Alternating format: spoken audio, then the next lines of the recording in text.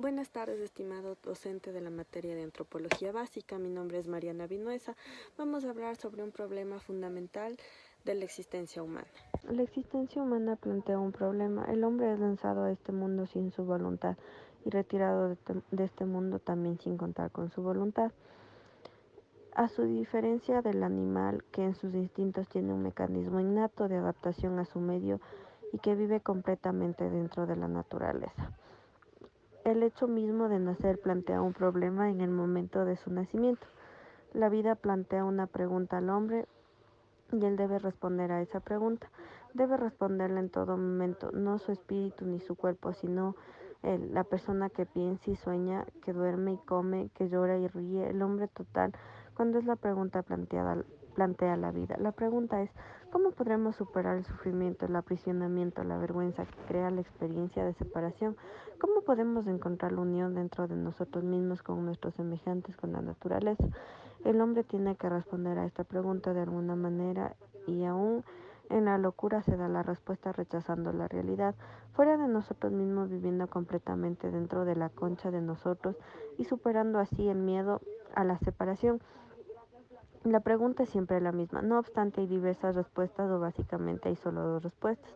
Una es superar la separación y encontrar la unidad en la regresión al estado de unidad que exista antes de que despertara la conciencia, es decir, antes del nacimiento del hombre.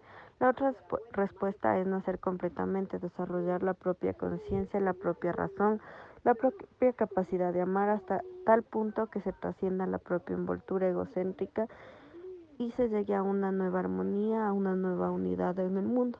El nacimiento no es un acto, es un proceso. El fin de la vida es nacer plenamente, aunque su tragedia es que la mayoría de nosotros muere antes de haber nacido. Así es. Vivir es nacer a cada instante. La muerte se produce cuando ese nacimiento se detiene fisiológicamente. Nuestro sistema celular está en un proceso de continuo nacimiento.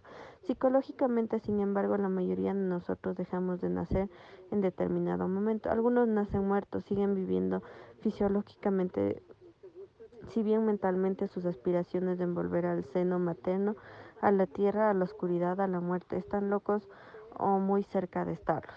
Otros muchos van un poco más lejos por el camino de la vida. No obstante, no puede romper el cordón umbilical del todo, como si dijéramos, permanece simbólicamente ligados a la madre, al padre, a la familia.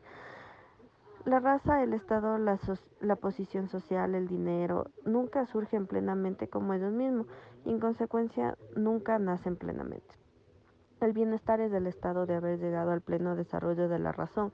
La razón no en el sentido de un juicio puramente intelectual, sino en el sentido de captar la verdad dejando que las cosas sean, para usar el término de Heidegger, tal como son. El bienestar es posible solo en la medida en que uno ha superado el propio narcisismo, en la medida en que uno está abierto, en que responde, en que es sensible y en que está despierto vacío en el sentido zen.